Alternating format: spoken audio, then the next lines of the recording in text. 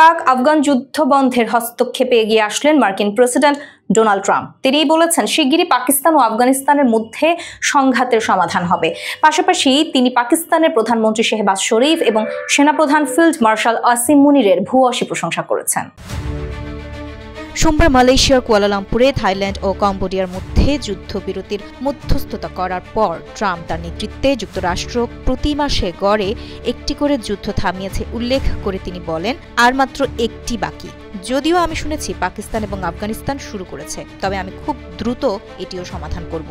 আমি তাদের দুজনকেই চিনি। পাকিস্তানের ফিল্ড মার্শাল এবং প্রধানমন্ত্রী দুর্দান্ত মানুষ। আমার কোনো সন্দেহ নেই যে আমরা দ্রুত এটি সম্পন্ন করতে যাচ্ছি।